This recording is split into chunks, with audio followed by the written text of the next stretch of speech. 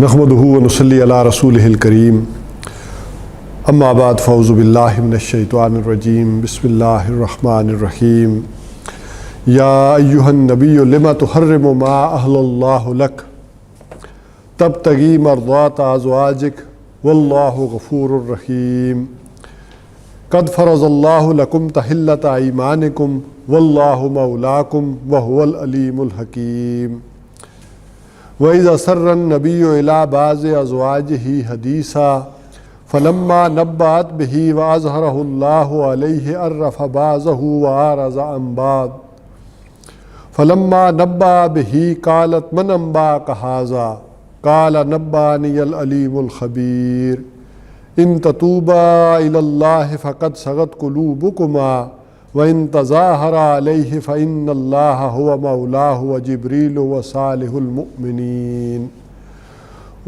وَالْمَلَائِكَةُ بَعْدَ ذَلِكَ ظَهِيرًا عَسَىٰ رَبُّهُ إِن طَلَّقَكُنَّ أَن يُبْدِلَهُ أَزْوَاجًا خَيْرًا مِّنكُنَّ مسلمات مؤمنات قانتات تائبات عابدات سائحات سیبات وأبکارا یا ایہا الذین آمنوا قوا انفسکم واہلیکم نارا وقودها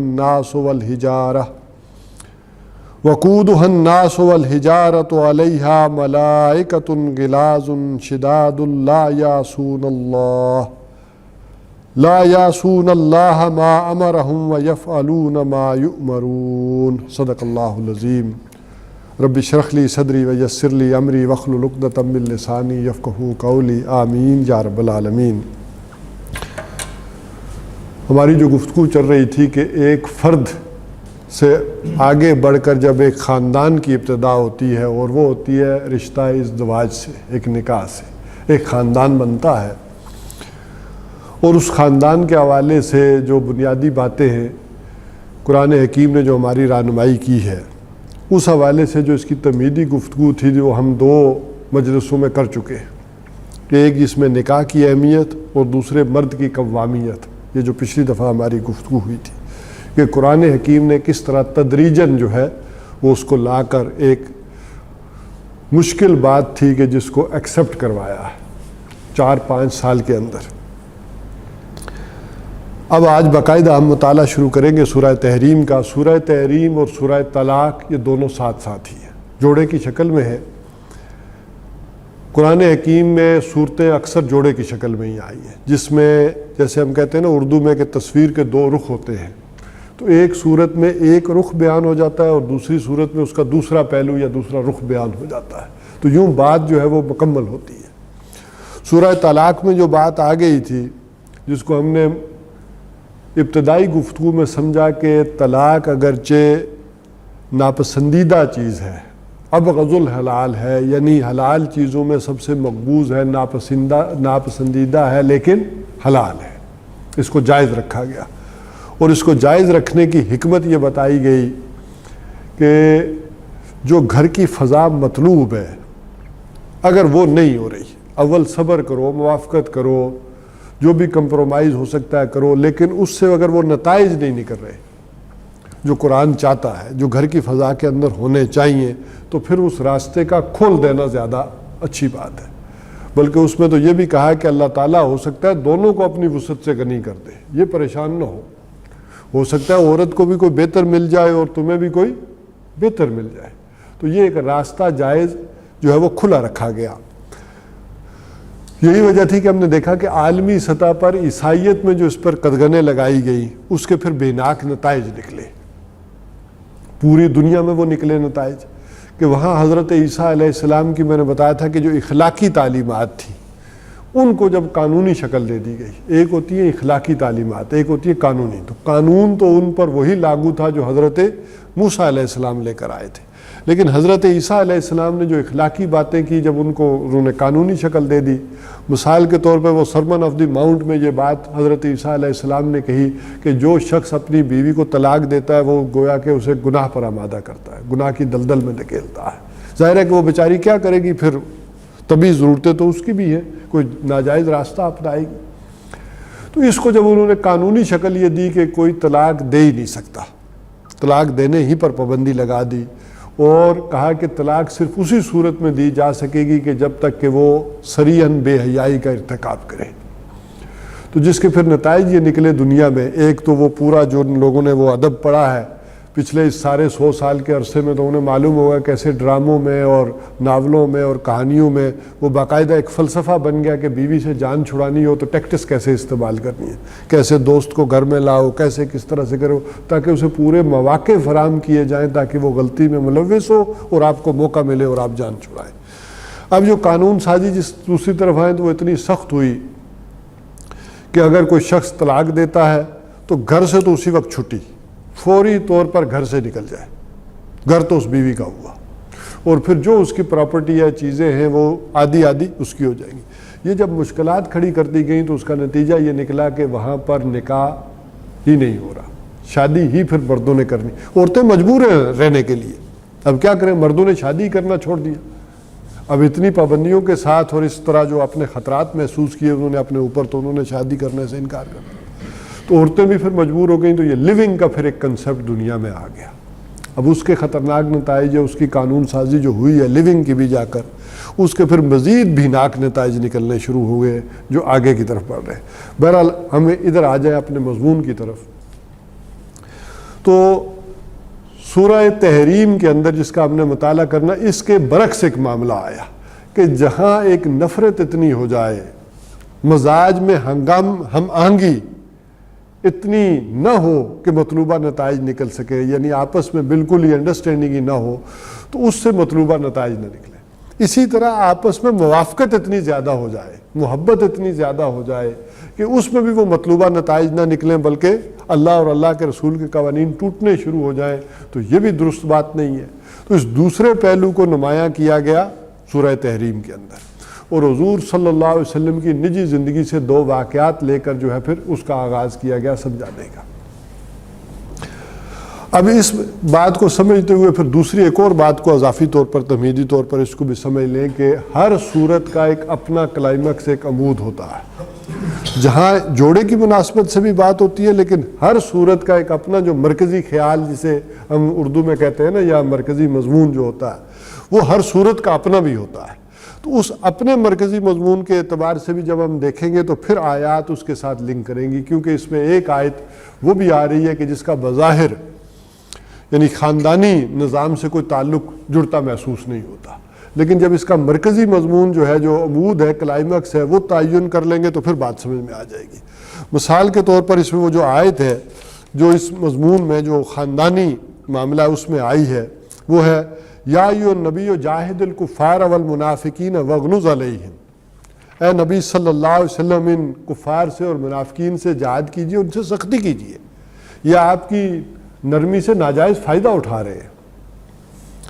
تو اس کا مرکزی مضمون گویا کہ وہ نرمی ہو گیا، وہ رحم دلی، وہ گویا کہ شفقت، وہ رافت، یہ گویا کہ مرکزی ایک مضمون کے طور پر آ جائے گی۔ یعنی یہ ایک مطلوبہ اوصاف ہے ایک انسان کی زندگی کے کہ اس کے اندر ایک شفقت ہو، رافت ہو، رحمت ہو، ہمدردی ہو، لیکن اس کی بھی ایک حد ہوتی ہے۔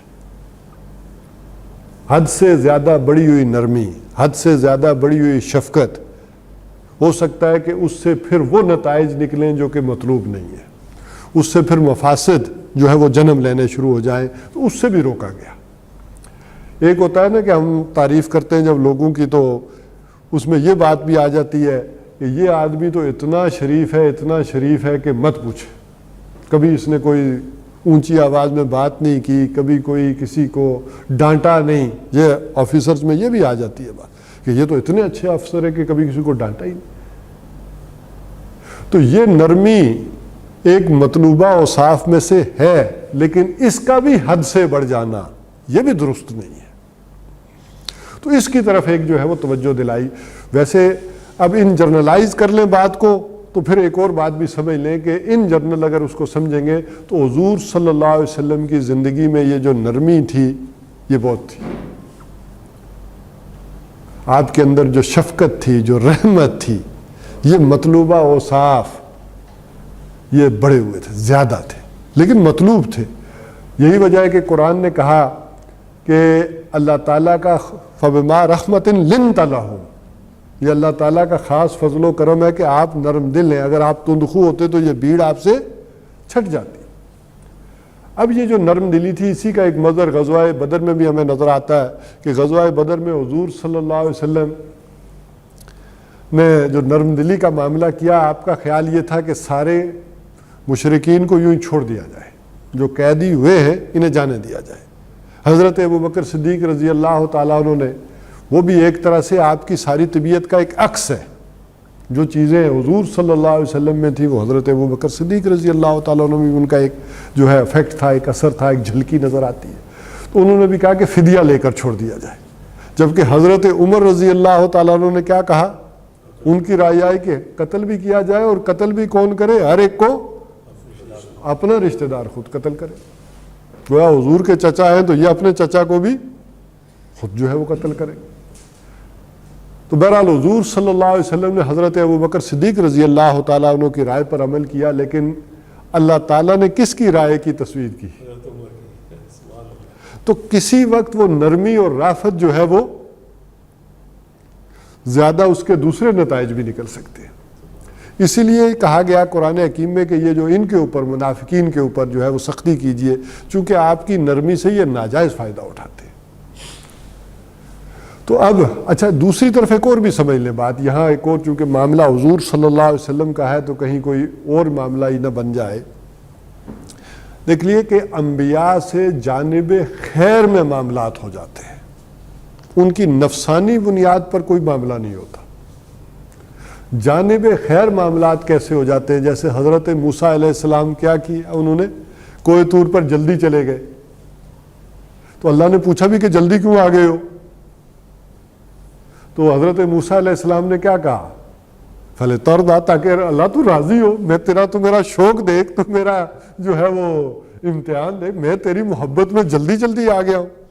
تو اللہ نے کہا نہیں، اس کا ایک غلط نتیجہ نکلے گا، آپ کو اپنی قوم میں رہنا چاہیے تھا، وقت مقررہ پر آنا چاہیے تھا، آپ اپنی قوم میں رہتے، اپنی وہ ڈیوٹیز سنبھالتے اور اپنی قوم کو سمجھاتے تو وہ زیادہ بہتر ہوتا، جس کا نتیجہ یہ نکلا ہے کہ آپ جلدی ادھر آ گئے اور سامری نے پیچھے قوم کو گمراہ کر دیا، یہ نتیجہ بھی نکل آتا ہے۔ تو ایک جانب خیر معاملہ، جیسے صحابہ کرام کا معاملہ بھی اکثر و بیشتر ہوا ہے، ایک جانب خیر معاملہ ہو گیا کہ تین صحابہ نے، میں نے حدیث سنائی بھی تھی آپ کو کہ میں ساری زندگی شادی نہیں کروں گا، ایک نے کہا میں ساری زندگی سوؤں گا نہیں، ایک نے کہا کہ میں ساری زندگی وہ جو ہے روزہ رکھوں گا۔ تو یہ جانب خیر معاملہ ہو رہا ہے نا۔ تو انبیاء سے تو نفسانی بنیاد پر کوئی ہوتی نہیں بات، تو ان کا جس کو ہم کہتے ہیں نا کہ معصوم عن الخطا انبیاء کی ذات ہوتی ہے، وہ یہ ہوتی ہے۔ خطا کا مطلب کیا ہے؟ آپ تو لوگ جو کہ فورسز سے آپ بڑی اچھی طرح جانتے ہیں، آپ خطا کو معاملے کو سمجھیں کہ نشانہ خطا گیا، آپ نے پوری کوشش کی نشانہ لگانے کی، لیکن کیا ہو گیا؟ خطا چلا گیا۔ تو ایک انسان خیر کی جانب بھلائی کی پوری کوشش کر رہا ہے لیکن غلطی ہو گئی۔ اب یہ وہ جو معاملہ ہے اس کے حوالے سے بتایا گیا کہ یہ جو جانب خیر، تو آپ صلی اللہ علیہ وسلم کی جو نرمی ہے اس سے حد سے زیادہ گھر میں اگر یہ بڑی ہوئی نرمی ہوگی تو وہ جو قوامیت ہے، ضرور ہے بیویوں کی دلجوئی کرنا، ان کے ساتھ اچھے طریقے سے برتنا، یہ مطلوب ہے، اس کی ترغیب آئی ہے، لیکن اس کی بھی ایک حد ہونی چاہیے۔ اس حوالے سے ذہن میں رکھتے ہوئے ذرا اس صورت کا مطالعہ کریں گے تو پھر سمجھ میں آئے گی۔ فرمایا یا ایھا النبی لما تحرم ما احل اللہ لک، اے نبی صلی اللہ علیہ وسلم، لما تحرم، آپ نے کیوں حرام کیا، ما احل اللہ، اس چیز کو جسے اللہ نے حلال کیا ہو، لکا، اپنے لیے۔ یہاں حرام کرنے سے مراد یہ نہیں ہے کہ کوئی فقہی قانون دیا یا اصطلاحی معنوں میں جو لفظ ہے استعمال ہو رہا ہے، ایک ہے کہ جو آپ تشریح کرتے ہیں اور قانون بناتے ہیں اور بتاتے ہیں کہ یہ شے حرام ہو گئی۔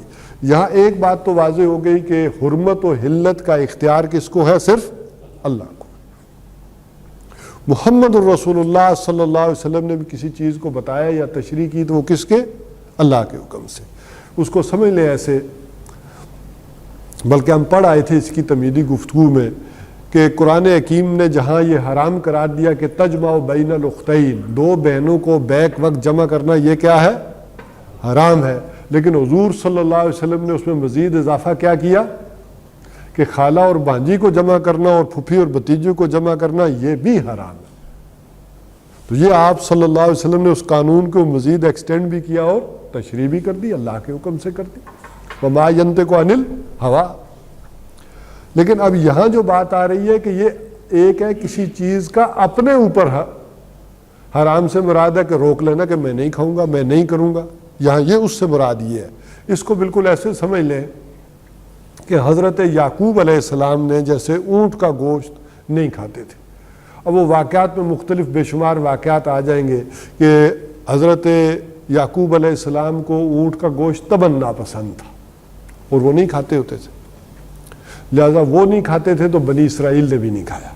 یا ایک واقعہ یہ بھی آتا ہے کہ حضرت یعقوب علیہ السلام کو یہ عرق النساء کا، یہ شٹیکا کا درد تھا، اس پر اطباء نے منع کر دیا تھا کہ آپ یہ اونٹ کا گوشت نہ کھائیں۔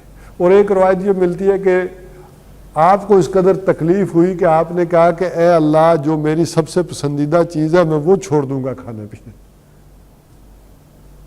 اور آپ کو اونٹ کا گوشت یعنی طبعاً ناپسند نہیں بلکہ شدید پسند تھا اور آپ نے چھوڑ دیا، یہ درد ختم ہوا۔ تو یہ تین طرح کے اس طرح کے واقعات، بہرحال جو بھی ہے حضرت یعقوب علیہ السلام نے اپنے اوپر یہ پابندی لگا لی، اور جس کا نتیجہ یہ نکلا کہ بنی اسرائیل میں اونٹ کا گوشت حرام ہو گیا۔ یہی وجہ تھی کہ انہوں نے حضور صلی اللہ علیہ وسلم پر اعتراض کیا کہ یہ کیسے نبی ہیں جو اونٹ کا گوشت کھاتے ہیں، اونٹ کا گوشت تو حرام چلا آ رہا ہے 2000 برس سے، تو یہ انہوں نے کیوں کھایا؟ تو اس کی وضاحت قرآن نے کی کہ وہ اسرائیل نے یعنی یعقوب علیہ السلام نے ذاتی طور پر اپنے لیے منع کیا تھا، اس کا معاملہ ان کا نہیں تھا۔ تب تغی مرضات ازواجک، آپ چاہتے ہیں اپنی بیویوں کی دلجوئی، ان کی خاطر یعنی یہ کر رہے ہیں۔ اب یہ بات ذرا یہاں آ گئی کہ اگرچہ واللہ غفور رحیم، اللہ تعالیٰ بخشنے والا ہے اور مہربان ہے، یا غفور الرحیم کن معنوں میں آیا کہ سمجھ لیں کہ یہ رافت اور رحمت یہ مطلوبہ اوصاف ہے، یہ چیز چاہیے کہ بیویوں کے ساتھ نرمی اور دلجوئی ہو، لیکن وہ دلجوئی اتنی بڑھے نہ کہ جس سے اللہ تعالیٰ کے احکامات کے اندر جو ہے وہ خلل واقع ہو، وہ ٹوٹنے لگ جائیں، ان کے اوپر کوئی قدغن جو ہے وہ لگے۔ ظاہر بات ہے کہ آپ اگر اللہ کے رسول ہیں، آپ اگر وہ چیز نہیں کھائیں گے تو امتی کیسے کھائیں گے، اور ہوتے ہوتے وہ بھی حرام کے درجے میں چلی جائے گی۔ بہرحال اس میں دو جو واقعات آتے ہیں ان آیات کے حوالے سے، سمجھنے کے حوالے سے، ویسے تو قرآن حکیم کی آیات خود مکتفی ہوتی ہیں، انہیں کسی چیز کی ضرورت نہیں ہوتی، وہ از خود جو ہے وہ اپنے معنی میں مفہوم میں بڑی واضح ہے۔ لیکن بعض تاریخی واقعات یا سیرت کے واقعات ایسے ہوتے ہیں کہ جن کے لیے ہم مجبور ہیں کہ ان کے صحیح مفہوم تک یا صحیح واقع تک پہنچنے کے لیے شان نزول کو بھی جو ہے وہ دیکھا جائے۔ اس حوالے سے دو واقعات جو ہے وہ بیان ہوتے ہیں۔ ایک واقعہ تو جو ہے وہ سیاح ستہ میں ہے، یعنی سیاح کی کتابوں میں مختلف انداز میں آیا ہے، اور ایک کے بعض حدیث میں اشارے آئے ہیں، وہ سیاح کی کتابوں میں نہیں ہے، اور البتہ سیرت نگاری کے اندر اس واقعے کو بڑا چرچا ملا ہے، وہاں پر سیرت نگاروں نے اس واقعے کو لکھا ہے۔ اس میں سے ایک واقعہ یہ ہے کہ آپ کی جو ملک یمین تھی ماریہ قبطیہ، حضرت ماریہ قبطیہ، وہ ان کے متعلق ہے، بلکہ اس واقعے کو ایسے سمجھ لیں کہ حضور صلی اللہ علیہ وسلم نے سن 6 کے بعد یہ جو خطوط لکھنے شروع ہوئے، سن 6 سے پہلے آپ نے دعوت نہیں دی باقی دنیا کو، یعنی وہ آپ کی جو سٹریٹ پریچنگ ہے وہ بھی صرف مکہ تک محدود رہی، چونکہ ابھی مکہ والوں ہی نے تسلیم نہیں کیا تھا۔ سن 6 میں جب صلح حدیبیہ ہو گئی تو صلح کا مطلب کیا ہے، معاہدے کا مطلب کیا ہے کہ ایک فریق نے آپ کو تسلیم کر لیا۔ مثلا پاکستانی فورسز اگر ٹی ٹی پی سے معاہدہ ہی نہیں کرتی تو اس کا مطلب ہے Pakistani forces T T P کو تسلیم نہیں کیا، وہ جو مرضی کر لیں، تامل ناڈو ہوں یعنی سری لنکا کے تامل، معاہدہ ہی نہیں ہو رہا۔ لیکن جب آپ نے معاہدہ کر لیا تو اب آپ نے ان کی حیثیت کو تسلیم کر لیا۔ تو اسی طرح سے ذرا اس زمانے میں سمجھیں تو قریش تو سمجھتے تھے کہ یہ ہمارا ایک باغی گروپ ہے، ہم نہیں تسلیم نہیں کریں گے۔ جب انہوں نے معاہدہ کر لیا تو اب گویا کہ تسلیم کر لیا، جب انہیں تسلیم کر لیا گیا اندرون عرب تو اب آپ نے بیرونی ممالک میں خط لکھے ہیں، یمن کے شیوخ ہوں، وہ اسی طرح جو شاہ روم تھے کیسر روم ان کو خط لکھا، اور اسی کے زیر اثر یہ مصر وغیرہ کے جو علاقے تھے والی غسان نے جو معاملہ کیا اس کو ہم دیکھیں گے کسی وقت.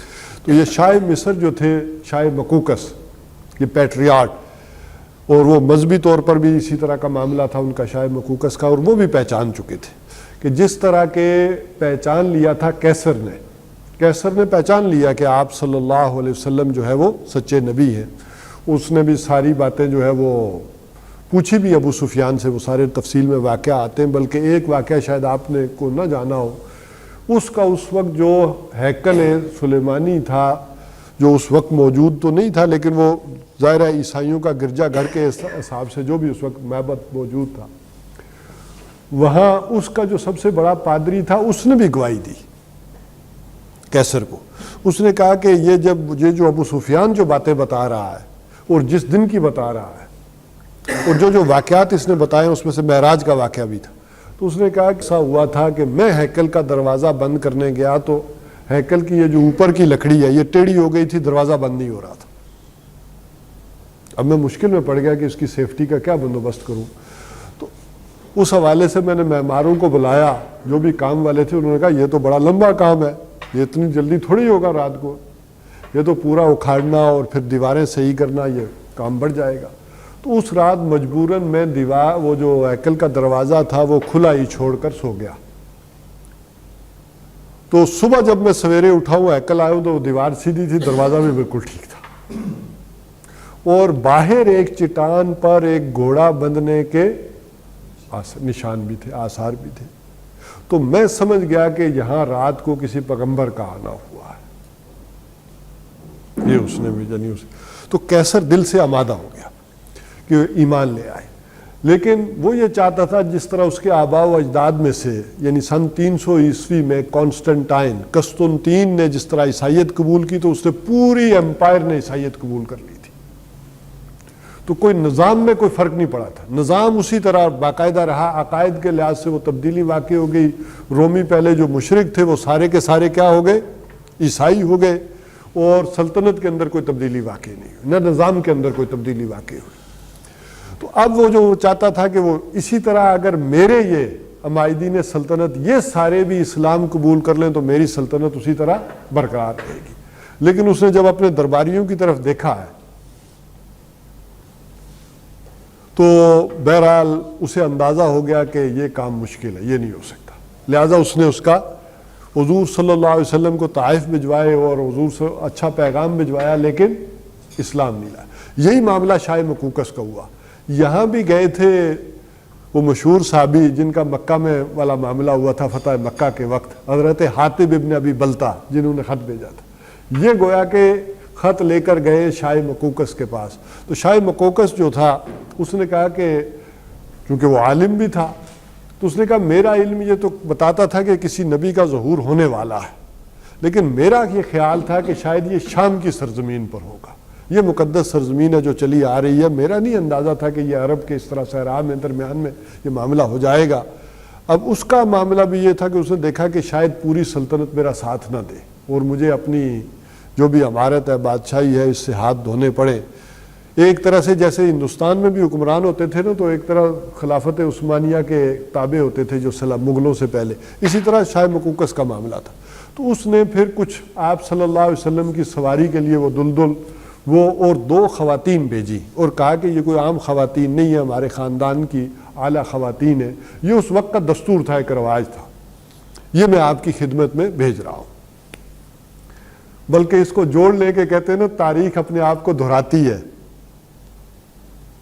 یہیں سے کیا ہوا تھا، آپ کے جد امجد حضرت ابراہیم علیہ السلام بھی یہاں گئے تھے تو وہاں کے حکمران نے کیا کیا تھا، اپنی بیٹی ہاجرہ آپ کو آپ کے حوالے کی تھی. تو یہ مصر کا لگتا ہے قدیم دستور چلا آ رہا. حضرت ہاجرہ علیہ السلام جن کے گویا کے نسل سے پھر آگے نبی اکرم صلی اللہ علیہ وسلم اور امت مسلمہ کا جو ہے پھیلاؤ ہوا. تو 2 خواتین یہ جو آئی ہیں ام سیرین اور یہ ماریہ قبطیہ، انہی کو ویسے آپ انگریزی میں پڑھیں گے تو میری کہلاتی ہیں، یہ میری آف ایکسوسس یا اس طرح سے ان کا جو ہے وہ نام کہلاتا ہے، لیکن عربی کے اندر یہ ماریا قبطیہ کہلاتی ہے، قبط مصر کو جو ہے وہ کہتے ہیں۔ اور حضور صلی اللہ علیہ وسلم نے ام سیرین تو غالباً یہ حسان بن ثابت کو عطا کر دی، اور ان کو ماریا قبطیہ جو تھیں ان کو اپنے ہاں رکھ لیا۔ اور ماریا قبطیہ چونکہ مصر کی تھیں اور اعلیٰ خاندان سے بھی آئی تھی، بڑی خوبصورت تھی۔ ان کی ایک خوبصورتی کا معاملہ اس طرح سے بھی اندازہ کر لے کہ حضرت عائشہ رضی اللہ تعالیٰ عنہا بھی فرماتی ہے کہ باقی سب سے کبھی مجھے ایسا محسوس نہیں ہوا، لیکن ماریا کے آنے کے بعد مجھے بھی ایک غیرت محسوس ہوئی۔ ایک ہوتا ہے نا سوتنوں میں خواتین، تو ان کے آنے سے مجھے بھی ایک مسئلہ ہوا ہے، ایک اندر تو ہوتی ہے ایک حس جو ہوتی ہے خواتین۔ تو اس میں ایک واقعہ اس طرح سے بیان ہوا کہ حضور صلی اللہ علیہ وسلم کی مدینہ میں اس وقت 9 ازواج مطہرات تھی، اور 9 کے پاس تو بیک وقت تو جایا نہیں جا سکتا تھا، آپ جو ہے وہ باریاں مقرر تھی کہ کس خاتون کے ہاں کب جانا ہے، کس طرح سے جانا ہے۔ یہ نہیں ہے کہ الل ٹپ جہاں چلے گئے، حضور صلی اللہ علیہ وسلم نے بتایا کہ پتہ ہو اگلی کو کہ باری کون سی ہے، کس کی ہے۔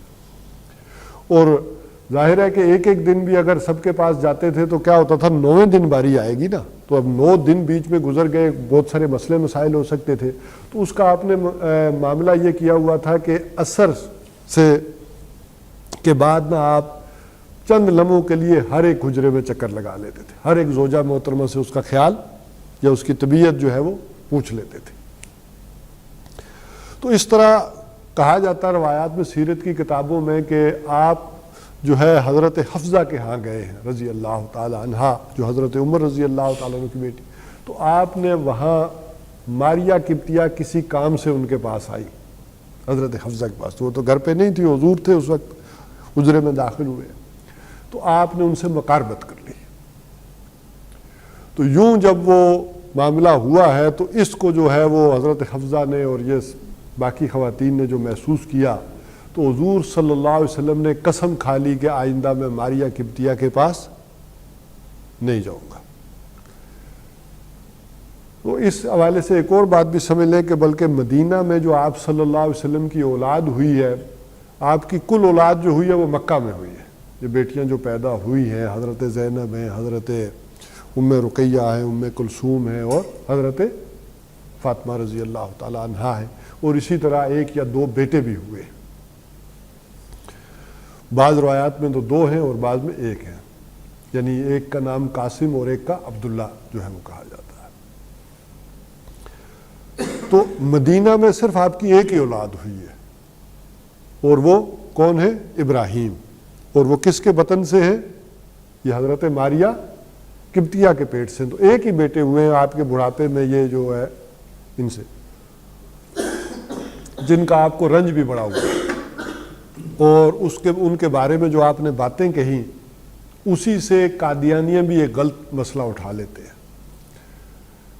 آپ صلی اللہ علیہ وسلم نے فرمایا کہ اگر ابراہیم زندہ ہوتا تو پیغمبر ہوتا۔ اب اس بات کو بھی سمجھنے کا مفہوم اللہ علیحدہ ہوگا۔ اب قادیانی اسی مسئلے کو اٹھاتے ہیں، اس کا مطلب یہ ہے کہ نبوت کا دروازہ تو بند نہیں ہوا، نبوت تو جاری ہے، اگر ابراہیم زندہ ہوتے تو نبی ہوتے، لاؤ ابراہیم، اگر ابراہیم کو زندہ ہوتے تو اس کا مطلب ہے نبی ہو سکتا آگے، یہ تو نہیں بند ہوا نبوت کا دروازہ۔ اچھا، اس کا مفہوم کوئی دوسرا اور سمجھے تو وہ یہ ہوگا کہ اسی لیے تو اللہ تعالیٰ نے انہیں اٹھا لیا، کہ یہ پاسبل نہیں تھا آگے۔ بہرحال ڈاکٹر صاحب ہمیں کہتے ہیں کہ کینیڈا میں شاید ان کا ایک قادیانی سے پھڈا پڑ گیا تھا، وہ اپنا واقعہ سناتے ہوتے ہیں کہ وہاں ایک قادیانی نے مجھ سے کہا کہ یہ حدیث سامنے کر دی، انہوں نے کہا کہ یہ ہے کہ نہیں ہے، یہ صحیح حدیث ہے کہ لاؤ ابراہیم، کہ اگر ابراہیم جو ہے وہ زندہ ہوتے، نبی ہوتے، تو اس کا مطلب ہے نبی تو ہو سکتا ہے بعد میں بھی۔ تو اس پر ڈاکٹر صاحب کہتے ہیں کہ اللہ تعالیٰ نے میری بروقت رہنمائی کی، اور میں نے کہا یہ کلمہ لاؤ سے شروع ہو رہا ہے، وہ جہاں کلمہ لاؤ ہو، شرطیہ ہو، تو اس کا معاملہ اور ہوتا ہے کہ جیسے قرآن میں آ گیا کہ اگر اس کا بیٹا ہوتا تو میں سب سے پہلے اسے پوچھتا. وہ عیسائیوں کے مکالمے میں بات کہی گئی کہ حضور صلی اللہ علیہ وسلم نے دیکھے قرآن میں یہ بات بھی تو کہی نا, تم اسی قرآن کو مانتے ہو کہ قرآن میں اللہ تعالیٰ جو ہے فرما رہے حضور کی زبان سے جو بات کہلوائی جا رہی ہے کہ اگر اللہ کا کوئی بیٹا ہوتا تو میں اس کو پوچھتا. تم یہ کہتے ہو کہ حضرت عیسیٰ اللہ کے بیٹے ہیں, تو اگر واقعتاً ایسا ہوتا اللہ کا کوئی بیٹا ہوتا تو میں کیوں نہ پوچھتا؟ اللہ کو پوچھ رہا ہوں تو اللہ کے بیٹے کو کیوں نہ مانتا؟ تو اس کا مطلب ہے کہ پھر نبوت کا امکان ہے تو حضور صلی اللہ علیہ وسلم کے بارے میں معاذ اللہ پھر شرک کا امکان بھی موجود ہے, یا یہ ثابت کرنا پڑے گا اس بات سے, اس آیت سے, کہ اللہ کا کوئی بیٹا ہونے کا امکان بھی ہے. تو اگر یہ نہیں ہے کہ اللہ کا کوئی بیٹا نہیں ہے تو پھر اس حدیث سے یہ مطلب بھی نہیں نکلتا کہ کوئی آپ کے بعد کسی نبی کا امکان ہے. تو ایک اچھا یہ واقعہ تو سیرت میں بہت زیادہ آیا ہے, لیکن احادیث میں بعض اشارے تو موجود ہیں, لیکن صحیح احادیث کے اندر کوئی اس واقعے کی بات نہیں ہے. صحیح احادیث کے اندر جو ایک دوسرا واقعہ بیان ہوا ہے وہ یہ ہے کہ حضور صلی اللہ علیہ وسلم عصر کے بعد جو ایک چکر لگاتے تھے سب ازواج مطہرات کے ہاں, تو حضرت زینب کے ہاں رضی اللہ تعالی عنہا کے ہاں یمن سے ایک شہد آیا ہوا تھا, اور وہ شہد تھا مغافیر کے پھولوں کا. تو آپ کو معلوم ہے کہ جو پھولوں کا شہد ہوتا ہے, جیسے گلاب کا وہ شہد ہو تو اگر اس میں ہوتا ہے, آج کل کے گلابوں میں تو نیکٹر ہوتا ہی نہیں, تو اس کی ایک خوشبو تو آئے گی. اسی طرح جس چیز کا کوئی شہد ہوتا ہے اس کی, جیسے مالٹے کا ہے یا اور بیری کا ہے, تو ایک اس کے اندر ایک خوشبو آتی ہے ویسی. تو اس طرح مغافیر کے پھولوں کی ایک بسانت, ایک ہیک سی جسے کہیں گے, وہ شہد کے اندر سے آتی تھی. تو یہ آپس میں جو ہے وہ خواتین نے مشورہ کیا, خاص کر یہاں حضرت عائشہ رضی اللہ تعالیٰ عنہ اور حضرت حفصہ رضی اللہ تعالیٰ عنہ, کہ حضور آئیں گے نا تو ہم کہیں گے کہ آپ کے منہ سے اس شہد کی کیا ہے, ایک خوشبو کہہ لیں یا بسانت ہے جو وہ آ رہی ہے. تو اب یہ جو چرچا ہوا ہے تو اس کی بنیاد پر حضور صلی اللہ علیہ وسلم نے قسم کھا لی کہ میں آئندہ شہد نہیں کھاؤں گا. اب ذرا اس آیت کو دوبارہ پڑھیں.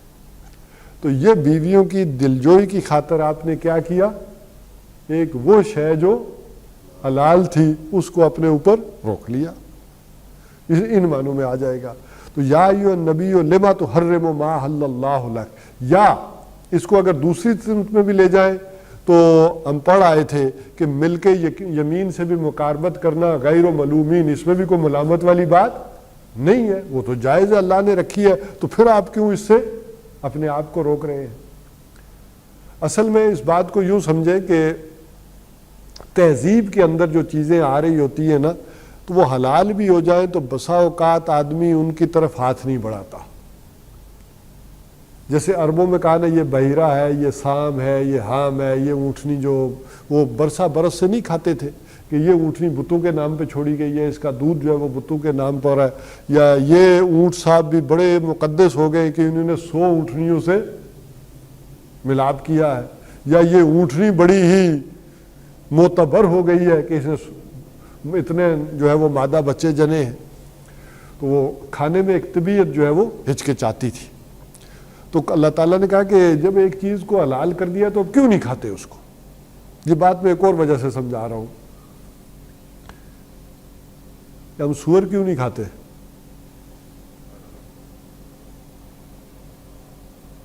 حرام ہے, سود بھی تو حرام ہے.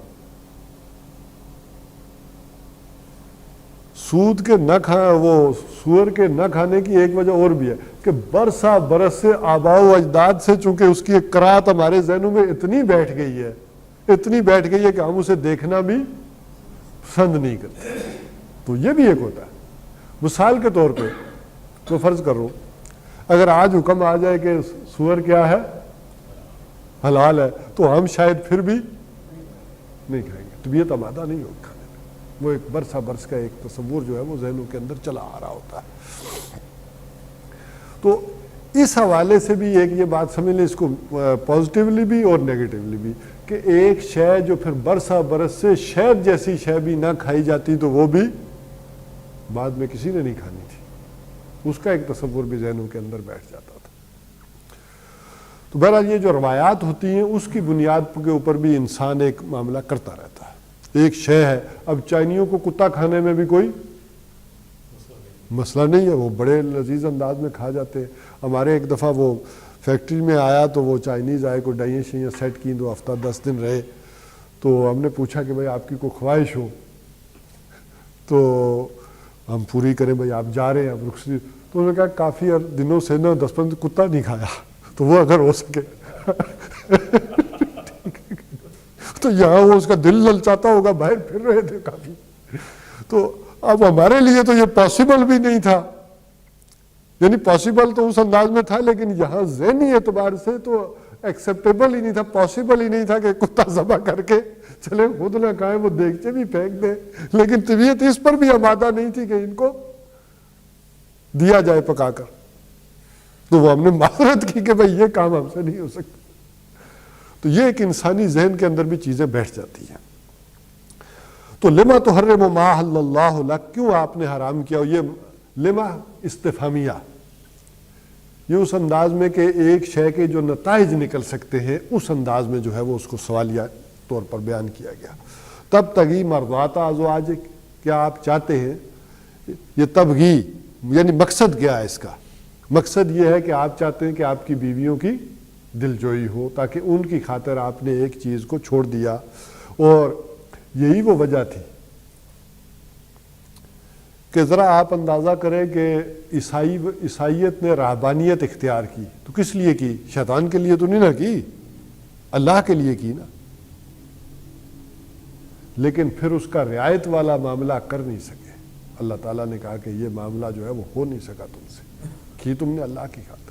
تو یہ جو فطری چیزیں ہیں ان کے اوپر اگر قدغنے لگاؤ گے تو وہ ایک وقت وہ آتا ہے کہ آپ برقرار بھی نہیں رہ سکتے. دوسرا معاملہ یہ بھی ہو جاتا ہے. بلکہ ہمارا تصور تو یہ ہے کہ کافروں کو بھی جو کچھ مل رہا ہے وہ کس کے صدقے مل رہا ہے؟ اہل ایمان کے صدقے اللہ تعالیٰ کے.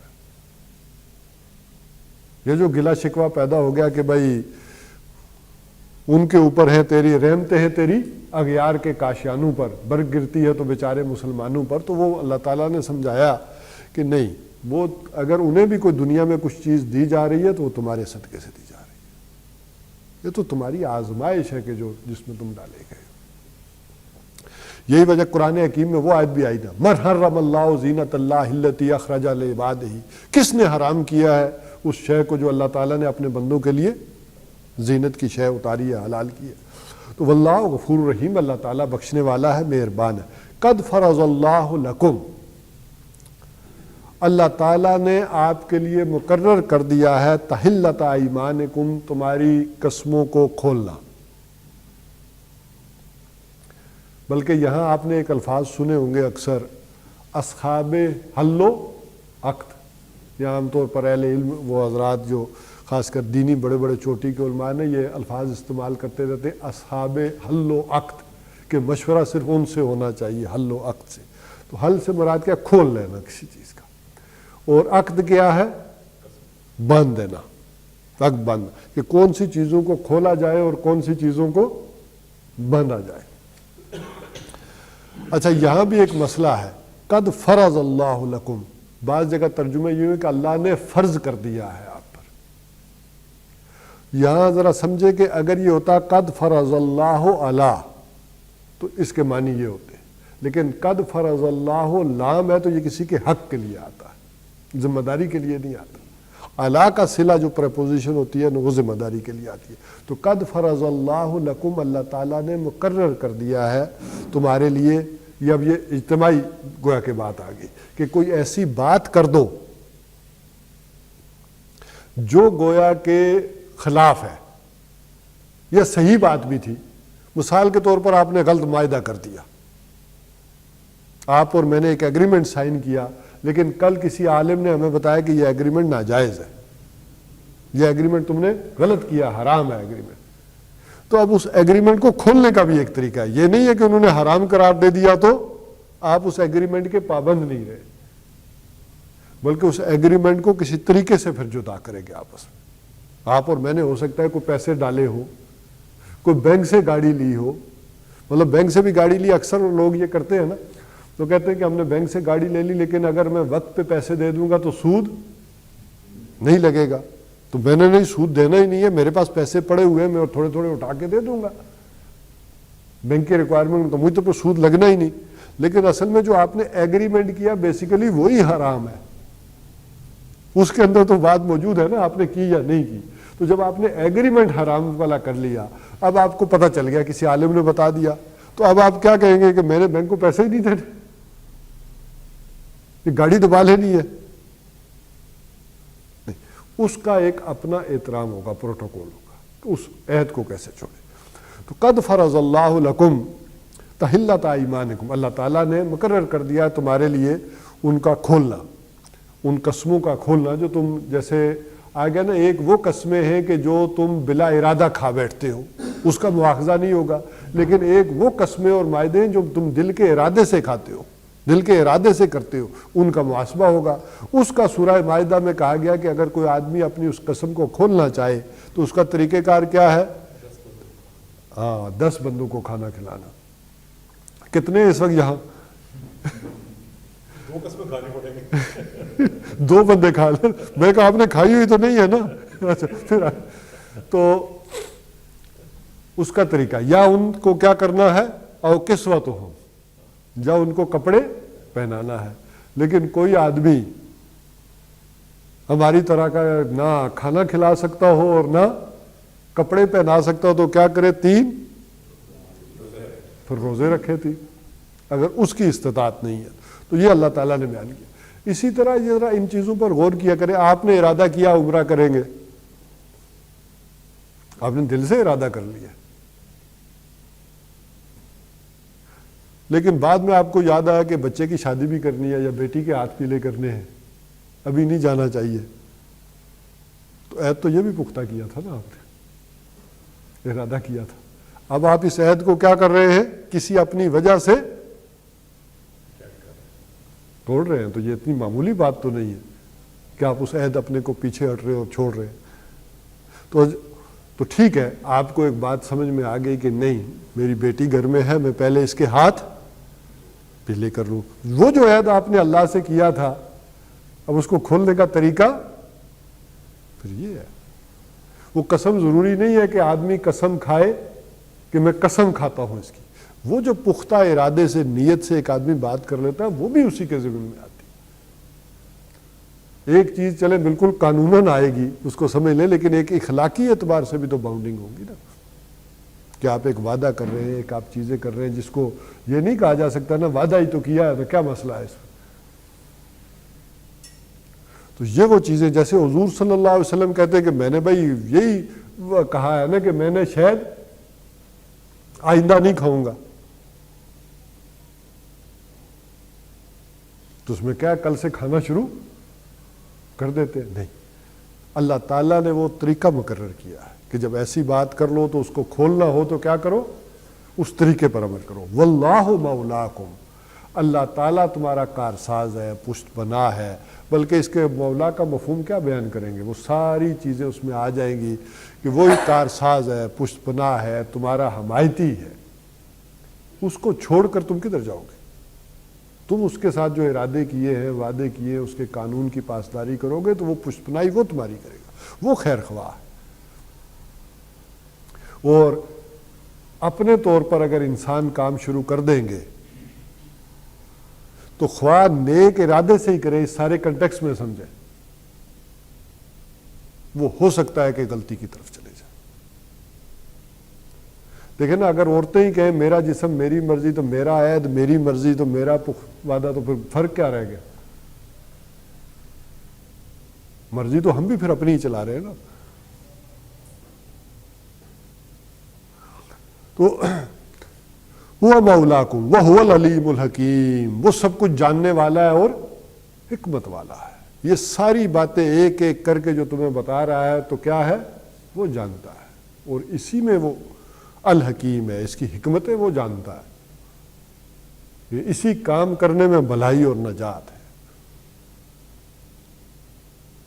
اور ہم خواہ کتنے ہی نیک نیتی سے ایک کام کریں، دیکھیں خالی ہے وہ آپ کہیں نا خلوص، فلاں آدمی کے خلوص پر کوئی شک نہیں ہے، نیت پر کوئی شک نہیں ہے، وہ اپنی جگہ بات ہوگی.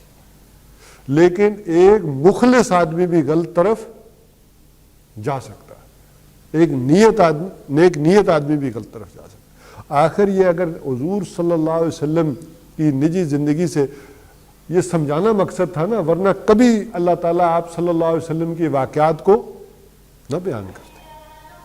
تو ان واقعات کو اس انداز میں سمجھیں کہ کس انداز میں ایک نبی اکرم صلی اللہ علیہ وسلم کی بات کو رکھ کر ہمیں تعلیم دی جا رہی ہے کہ ہم یہ غلطیاں نہ کریں۔ اچھا، اسی میں سے پھر آگے ذرا بیان کروں گا، اس کے کچھ اور پہلو بھی ہیں، اس سے کہیں وہ ادب اور احترام میں کہیں شائبہ نہ پیدا ہو، اس کے دوسرے پہلو بھی سامنے رہنے چاہیے کہ یہ کس وجہ سے بیان ہوئی ہیں یہ چیزیں۔ وَإِذْ أَسَرَّ النَّبِيُّ إِلَىٰ بَعْضِ أَزْوَاجِهِ حَدِيثًا، اس دوسرے واقعے کو بھی ساتھ لے لیں۔ وَإِذْ أَسَرَّ النَّبِيُّ إِلَىٰ بَعْضِ أَزْوَاجِهِ حَدِيثًا، اور جب نبی صلی اللہ علیہ وسلم نے اپنی ازواج میں سے ایک کو ایک راز کی بات بتائی، اسرہ لے کسی کے لیے جو ہے وہ یعنی راز کا کھولنا، بات کا کھولنا، فلما نبأت بہ، تو انہوں نے کیا کیا، جب اس راز کو فاش کر دیا، گویا کہ آگاہ کر دیا، خبر کر دی، وَأَظْهَرَهُ اللَّهُ عَلَيْهِ، اور اللہ تعالیٰ نے اس پر آپ کو آگاہ کر دیا۔ اظہرہ اللہ علیہ، یہ عین کا صلہ ہو جائے گا اس ذمہ داری کے اوپر، خلاف یعنی اس بات کے برعکس آپ کو بتا دیا۔ عرف بعضہ عارض عن بعض، آپ نے کچھ بات کو تو جتلایا، کچھ سے صرف نظر کر دیا۔ کیسے کہ معلوم ہوتا ہے کہ آپ سے ایک راز کی بات کہی تھی، آپ نے راز رکھی نہیں ہے یا کسی کو بتا تو نہیں دیا۔ آدمی یوں بھی تو ایک جتلا دیتا ہے نا، میں نے آپ سے ایک راز کی بات کہی تھی، وہ کسی کو بتلا تو نہیں دیا آپ نے۔ فلما نبأ بہ، پھر جب انہیں بتایا اس بات کو، باخبر کیا ان کو، انہوں نے یعنی نبی اکرم صلی اللہ علیہ وسلم نے، قالت من انبأک ھذا، جو فوری رد عمل ہوتا ہے انسان کا اس انداز میں کہ آپ کو کس نے بتایا۔ اب یہ بات کہ انسان بجائے وہ ایک محسوس کرے کہ غلطی ہو گئی ہے، ہوتا کیا عموماً ہمارے معاشرے میں جو بات سمجھائی جا رہی ہے، کسی آدمی کو آپ کو راز کی بات بتائے اور کہے کسی کو نہیں بتانا، تو وہ آگے کیا کرے گا، دوسرے کو بتائے گا اور کہے گا کسی کو نہ بتانا، اور ہو سکتا ہے گھومتے گھومتے وہی بات آپ کا دوست آپ کو بتائے کہ یہ بات ہے، اور کسی کو، عام طور پر یہ خواتین پہ زیادہ ہوتا ہے، اور خاندان میں پتہ نہیں چلتا، وہ بات ہوئی اور آپ کو جو ہے نا وہ امارات سے فون آ رہا ہوتا ہے کہ یہ بات ہوئی ہے۔ پوچھتا بندہ کس نے بتایا، وہ جی بازار گئی تھی یا فلانی محفل میں ملی تھی تو فلاں خاتون نے میری خاتون کو بتائی، اور یہ ہوا۔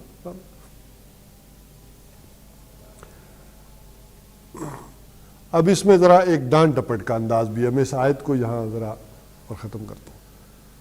قال نبأنی العلیم الخبیر، اچھا اس میں ایک دوسرا ایک اور پہلو بھی ہے کہ ایک فوری طور پر من انبأک ھذا سے مراد یہ ہے کہ آدمی کو ایک بدگمانی ہو جاتی ہے اس شخص کے بارے میں کہ جس کو وہ بات بتائی تھی، کہ کہیں یہ اسی نے تو نہیں بتائی، تو کہیں وہ بدگمانی نہ پیدا ہو جائے آپس میں دلوں کے اندر۔ تو آپ صلی اللہ علیہ وسلم نے اس میں ذرا ایک ڈانٹ کا انداز بھی ہے۔ قال نبأنی العلیم الخبیر، مجھے تو بتایا ہے اس علیم الخبیر ہستی نے بتایا، اب بھائی کرنا جو کر لو بھائی، مجھے تو اس نے بتایا۔ تو یہ بات آ گئی، یہ دوسرا واقعہ ابھی آگے چلے گا، ٹھیک ہے، اس حوالے سے پہلے واقعے کی تفصیل تو ہم نے کچھ عرض کر دی آج، تو یہیں پر پھر اختتام کرتے ہیں، آئندہ پھر جو ہے یہ اس سے آگے چلے گا۔